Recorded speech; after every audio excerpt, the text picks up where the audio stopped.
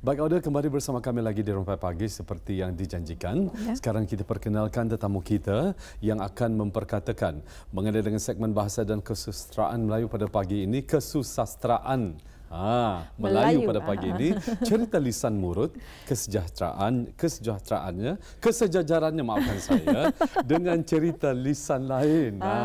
Baik, kita perkenalkan bersama dengan Yang Mulia Puan Nur Hairunisa Radia binti Haji Awang Bini. Kita ucapkan Assalamualaikum, selamat datang. Waalaikumsalam, terima kasih.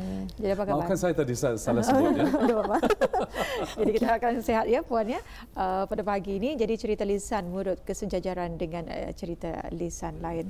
Jadi sebagai mukadimah tajuk yang kita bawakan dalam segmen bahasa dan kesusastraan Melayu pada hari ini. Okey, terima kasih. Bismillahirrahmanirrahim. Assalamualaikum warahmatullahi wabarakatuh. Jadi bagi tajuk saya pada hari ini iaitu cerita lisan murut, kesejajarannya. Saya pun boleh salah sebut ni. Betul. Okay. Kesejajaran. Dengan cerita lisan lain. Ya. Jadi di sini ada 3 kekunci atau aspek yang menjadi tumpuan tajuk perbicaraan pada hari ini. Jadi yang pertama mengenai cerita lisan murut itu. Ya. Apa yang dimaksudkan dengan cerita lisan murut ini?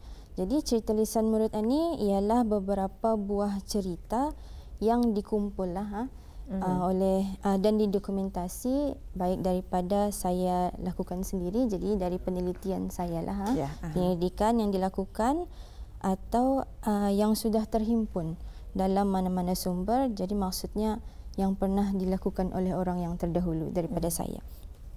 Okay.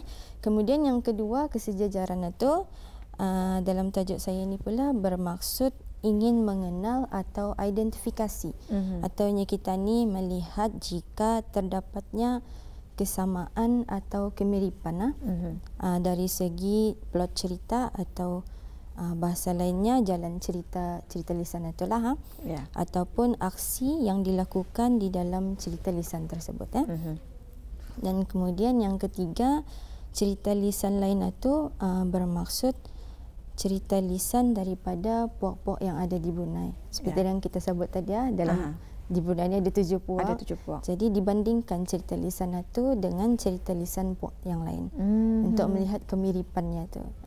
Sama ada persamaan atau penindah atau sebaliknya. Okey. Jadi itu sebagai mukadimahnya ya. Ya. Ada lagi berikutnya. kita ni juga ingin mengetahui, mungkin Puan dapat kongsikan dapatan penelitian Dayang sendiri apabila dibandingkan. Apa tu maksudnya tu? Okey, terima kasih. Jadi cerita lisan ni umumnya ada mempunyai sifat universal Universal itu maksudnya adanya kesamaan atau kemiripan dari pelbagai aspek cerita tersebut. Sebab satu cerita ni banyak aspeknya kan. Betul. Itu jadi hal ini berlaku dalam setiap cerita lisan di mana-mana tempat. Di mana-mana saja cerita lisan mesti ada kalau ada 1-2 kemiripan yang sama macam tu. Okey. Contohnya macam jenis Jong Batu Setanggang dan Odam ni macam tu maksudnya? Itu ni kami beritahu. Maafkan saya. Advance. Okey, jadinya kalau dalam konteks serantau di alam Melayu ni seperti yang kita sebut tadi di Brunei ada Nahkoda Manis. Jadi di Malaysia ada cerita Si Tanggang. Kemudian di Indonesia ada cerita Malin Kundang. Jadi semuanya membawakan motif derhaka. Walaupun berada di negara-negara yang berbeza, di Brunei, Malaysia dan Indonesia tadi, tapi adanya persamaan dalam cerita diorang itu. Tiga-tiga membawakan kisah anak derhaka kepada ibunya. Walaupun ada sedikit kelainan lah, ada mamanya yang kaya, ada mamanya yang kurang kaya. Sederhana. Tapi semuanya membawakan cerita yang sama tentang anak derhaka dan penghujungan yang sama. Iaitu semua jadi batu. Semua jadi batu. Jadi hal ini juga ada di dalam konteks di kalangan puak Melayu Brunei secara lokal atau setempat lah tu. Sebenarnya walaupun indah sepenuhnya, maksudnya indah 100% sama cerita tu. Macam tadi pun si tanggang apa tu ada perbezaan juga kan. Jadi ini pun dalam cerita cerita lisan lokal ni pun ada persamaan tetapi ada juga kelainannya sedikit. Sebab itu memang sifat lain cerita lisan iaitu sebagai variasi atau ada kepelbagaian dalam cerita-cerita tu. Okey. Jadi sebagai contoh dalam cerita lisan Puak Murut ni tentang asal mulanya nama kampung Batang Durian ni, ia membawakan mengenai isu di antara dua adik-beradik yang mempunyai kekuatan yang sama. Jadinya diorang dua adik-beradik ni dua-dua kuatlah, dua-dua hero macam tu. Tinggal di tempat yang berlainan, jadinya diorang ni hero di tempat ni yang seorang macam ni. Jadi apabila sudah dua-dua kuat, jadinya timbullah perasaan macam aku lagi kuat daripada kau macam tu. Jadi timbul isu tu sehingga diorang ni timbul sifat membanding-bandingkan itu. Okey, itu cerita lisan Puak Murut. Dan hal ini ada juga didapati dalam cerita lisan Puak Kedayan, iaitu tentang Liau Ahad dan Liau Hitam. Diorang ni pun adik-beradik juga, dua-dua kuat dan dua-dua beradu tenaga. Macam tu. Jadi persamaan itu dilihat dari segi mereka beradu tenaga. Secara adik-beradik itulah isu adik-beradik mereka tu. Kemudian ada lagi cerita lisan lain tentang tokoh Murut yang dikenali sebagai Marajangi. Namanya tu Marajangi tu. Marajangi. Angih namanya. Angih. Tapi gelarannya Maharaja tu diberi, jadinya dipanggil Maharaja Angih. Okey, faham. Okey. Beliau ni pun orangnya kebilangan kuatnya. Kira hero lah juga tu. Jadi kekuatan beliau ni terserlah atau terlihat pada satu peristiwa beliau ni bersama kerbau. Jadi diceritakanlah beliau ni kalau memancung kerbau macam memancung manusia. Maksudnya tu kalau ikan nyembelih tu dipegang saja kepala kerbau tu. Kalau kita ni pegang kepala kerbau harus dipancung. Harus dipancung cuma tu saja. Kalau kita ni banyak lagi kan memegang baru dapat mancung. Tapi ke dia ni cuma tu saja. Jadi peristiwa dengan kerbau ni ada juga didapati dalam cerita lisan lain yang seorang tokoh bernama Orang Kaya Mir Hasan. Jadi beliau ni pun ada peristiwa bersama kerbau di mana ada satu ketika beliau ni berjalan, ia ternampak ada kerbau ni sedang bersabung macam belaga lah tu di sebuah payat. Jadi beliau sebagai orang yang kuat ni datang tampil untuk meleraikan perkelahian kerbau itu. Kalau kita ni takut tadi tu. Jadi tapi ia tetap tampil ke depan. Ia memegang tanduk kedua-dua ekor kerbau itu, diterbalikkannya sampai rabah ke tanah. Wah, itu hebat. Tu. Kalau tadi ia mengangkat pasalkan memancung, ini ia menerbalikkan pasalkan meleraikan. Dirabahkannya. Jadi walaupun terdapat kelainan cerita tu, tapi kedua-duanya memperlihatkan tentang bagaimana cara mereka mengendalikan hal-hal kerbau ni. Jadi persamaannya dilihat dari sanalah. Kemudian antara diorang dua ni terdapat juga persamaan yang lain, iaitu dengan cara mereka berdua ni menentang musuh. Pasal dua-dua hebat, jadi lagipun pada ketika tu musim-musim ayaunya katanya, iaitu orang datang mengacau ke tempat-tempat itu. Jadi Marajangi ni pada suatu hari ada didatangi oleh ketua ayau. Sebab memang kebilangan dia ni orang kuat. Jadi ketua ayau dari tempat lain macam tercabar lah tu kononnya. Jadi datang untuk berlawan dengan Maharaja Angin ni. Jadi di pengakhiran cerita, Maharaja Angin telah dapat mengalahkan ketua ayau ni dengan menetak perut ketua ayau itu sehingga terburai isi perutnya. Benar-benar menetak. Cengkeritan. Sekali. Jadi cerita tentang menetak perut ayau ni ada juga di dalam Orang Kaya Mir Hasan ni. Sebab ia pun didatangi ayau ketika tu datang mengacau di kampung-kampungnya tu. Jadi ia pun tampil berlawan dengan Ayah Watu, tapi dua-dua hebatlah. Macam batahlah diorang berlawan, dan pengakhirannya orang kaya Mir Hassan pun menetak perut pendatang itu atau Ayah Watu sehingga terburai je perutnya. Jadi di situ ada persamaan dengan cara mereka melawan musuh mereka. Okay.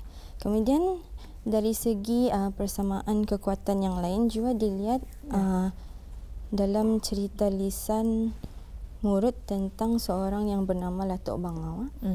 Siapa? Latok Bangau. Latok Bangau namanya. Kemudian dan daripada tokoh tempat lain yang bernama Datuk Pemancar Saging. Itu lain-lain namanya tu. Unik-unik namanya tu sebenarnya. Jadi mereka berdua ni mempunyai persamaan dari segi kekuatan. Dari segi skill lah tu yang kita ni, iaitu diorang ni dapat melompat tinggi. Melompat tinggi dari permukaan tanah. Contohnya Datuk Pemancar Saging, ia boleh melompat 8 kaki dari permukaan tanah. Dan kemudian Latok Bangau ni ia dapat melompat dan menyeberang seluas 12 kaki. Kalau kita ni dah terlompat. Macam dikira je tu 12 kaki tu cuma ada keluasannya. Jadi macam itulah kehebatan diorang ni. Dua-duanya dapat melompat-lompat lah. Kemudian ada juga cerita yang mempunyai persamaan dari segi jalan ceritanya. Yang tadi lihat kira aksi-aksinya tu, persamaan aksi.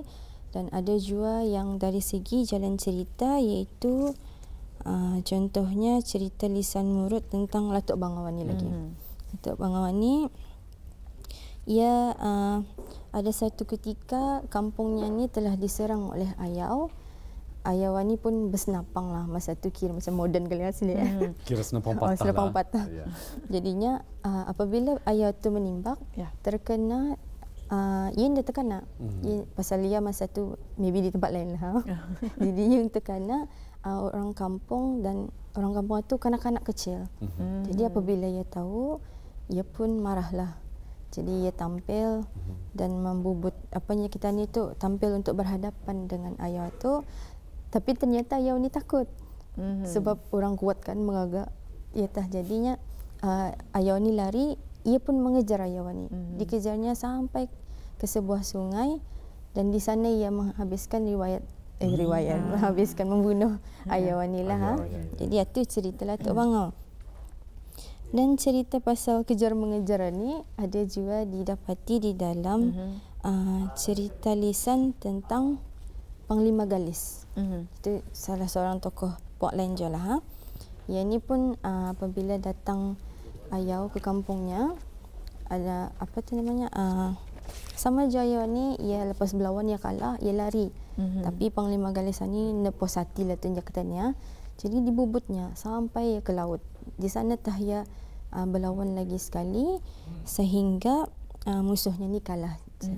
Jadi kemiripan yang kita ni lihat di sana, kedua-duanya mengejar musuh-musuhan ni sehingga mereka sampai ke satu tempat, iaitu kalau Latok Bangau di sungai, kalau Panglima Galis di laut.